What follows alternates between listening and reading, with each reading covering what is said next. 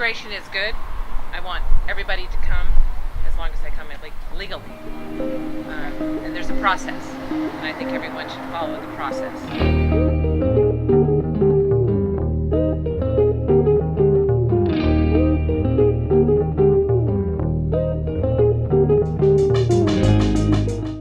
I'm not really in favor of it. I mean, I understand that they're trying to have a better life, because maybe where they're living is not ideal, but I feel like it kind of hurts the rest of the people who are contributing, because we have the welfare system and people contributing to the whole structure of our society.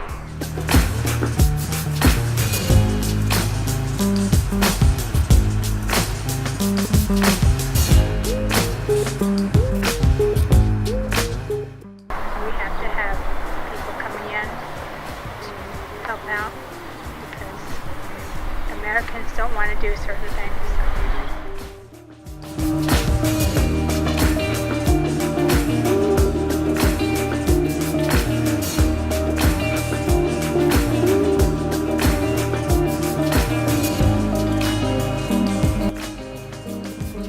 Walla Walla is a typical small community in the Northwest. While it does not have a large population, it has a large number of Hispanic immigrants. According to the U.S. Census Bureau, approximately 1/5 of the city's residents are of either Hispanic or Latino origin. The March on Immigration Reform was held on May 1st to show that this large demographic can no longer be ignored. Immigrants are here, and we're strong, and we're going to keep fighting for the reform. And just because it's a small city doesn't mean that it doesn't exist. When do we want it? Now! We want immigrate! We want Washington! Now! We want immigrate! Washington! Well, there's not just one law that needs reforming. The whole immigration legal system is archaic and it's a mess. Truly, it's a mess. And so we need a comprehensive immigration reform that takes on just about every facet and brings it up to the reality of life as it is today. What do you think as far as people who, because there are a lot of people who are kind of against immigration reform and that kind of thing, they say, oh, taking jobs from legal American citizens and that's why our economy is good. What do you say in response to people who are kind of that school of thought? I haven't met a single person who's had their job stolen by somebody who's supposedly getting the advantage by the reformed work stuff. Quite the opposite. And so yeah, that's not my complaint at all. And also the DREAM Act, I know a number of people who are filling that out, and I'm surprised how difficult the process is. Maybe it's just, I don't know, I know there's a couple of financial hurdles to get over, the papers. Most people have to have a lawyer help them out. Immigration is federal law, so the states themselves don't really have too much to say about immigration, but each state can pass laws that oppress people who are undocumented or create opportunities for people who may be undocumented or their visas are somewhat limited, such as states that allow for financial aid access and so Washington is one of those that is more giving. And for instance, we're one of the few states that grant driver's licenses to people who are undocumented and that sort of thing. So are they able to get a social security number and able to work, or how does that work? No, that's governed by federal law. Oh, okay. So when workers come to you and say that they want to go work, I know that they, I see signs and things like that, on the sides of the roads that say we need workers. Mm-hmm. Do they go and work for those farmers under the table? Do they have to? Of course, every situation's different, and I wouldn't want to speak for the agricultural community as a whole, because I think some agricultural employers are more strict than others. But in general, you're right, Washington needs agricultural workers very bad, and is totally reliant upon undocumented workers. Now, most of those people are not paid under the table. They use some kind of a social security number. It may be one that was given to them as a child that's not intended for work, or it may be that they've made one up. So people work usually with some form of social security number. They are paid with a regular paycheck. They pay into Social Security. They pay taxes. Their employers pay taxes on their wages.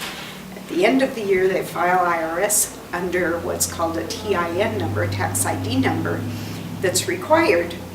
And so there's a lot of misconception that people who are undocumented are taking services, not paying in. Not true. They are working legitimately, but with no valid Social Security number.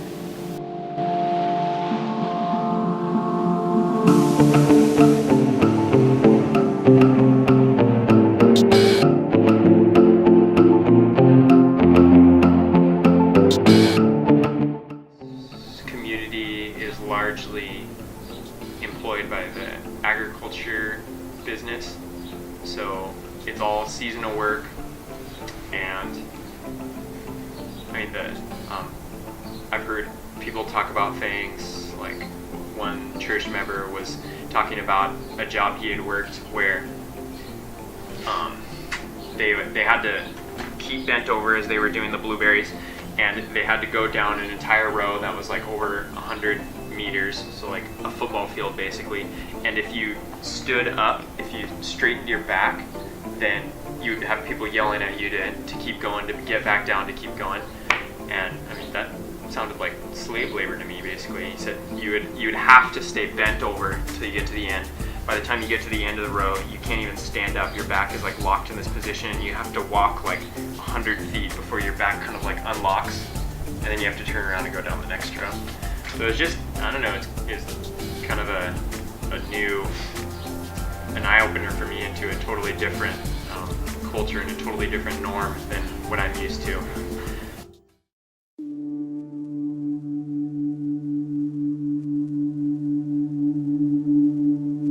Downtown Pasco, just across the bridge, a couple minutes away, is like Mexico. Little Mexico. Like every business, the names in Spanish, everything, like it's weird to be a white person. Like you stick out a little bit, and like I walk into some stores and people are like, there's white kids here.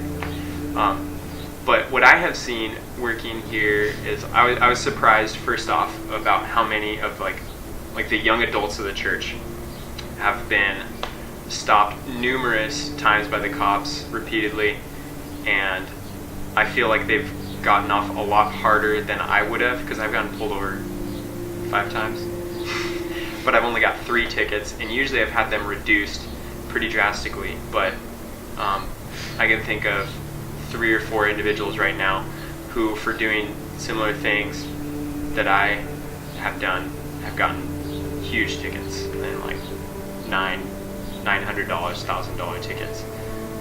In some cases more. One kid has $1,500 ticket, and so that blew me away just by how frequently and how drastically they get punished, like the young adults here, the Hispanic young adults. Cuando ya dominas un poquito el idioma, es la barrera de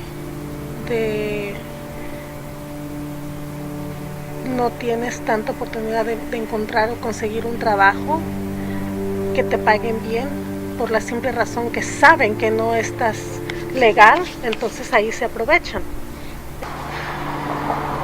Con papeles o sin papeles, ciudadana o no ciudadana, te siguen considerando una persona de segunda, por el color de piel, por el pelo, sigues teniendo esa dificultad, hispano, sigues teniendo esa barrera de que si viene una persona blanca y un hispano, es forzosamente o es por, no quiero decir lógica, pero es por que van directamente con el prietito, la cabeza negra, a preguntarle por papeles.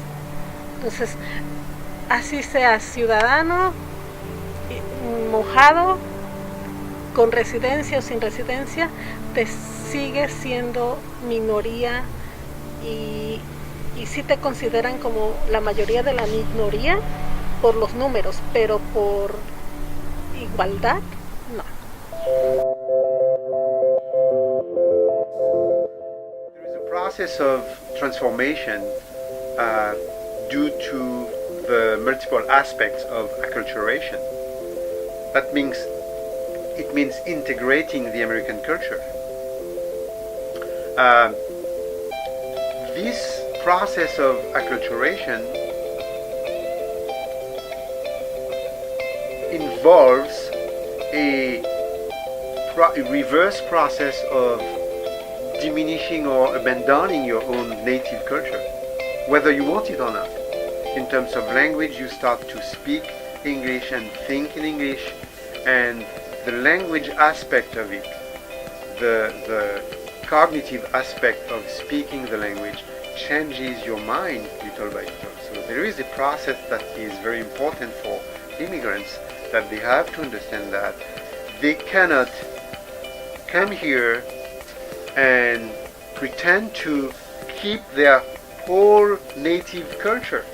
To some degree they have to give up that culture, because that culture is integrated into a territory that is different. To some extent you have to be also proactive into learning the language and integrating into the new culture. If you don't do that, you are isolated into a ghetto that can create tensions within the welcoming country, within the local community and people. And for me, that's a problem for some immigrants who live here in the States. Do you think it's a good idea to make English, or even to have a national language in the United States? Yeah, you know, all European countries have national languages, and because the language, not the language is an important component of the culture. So if you ignore the language, you are ignoring the culture probably by 75-80%, even more, because language and culture are two facets of the same reality. You cannot separate them. And you see, you know, immigrants who speak the language, they integrate better into the culture. I married an American citizen, and then we moved to the US, and I had a green card, but I got it in France, in Paris, before I come to the US. Yeah, so I got my green card in my native country before I come. Was it easier to do that than it was not easier, but it took a year. But it was easier because I was married to an American citizen. But then I've been here for 15 years, and until this last winter, I was still a permanent resident, an alien resident. An alien. Does that change anything for you, being a citizen now? Yes, it does. It does, because I feel a, full, citizen, and I, just for fun, last 2 weeks ago, for the weekend, the holiday, for the Memorial Day, I went to Andy's.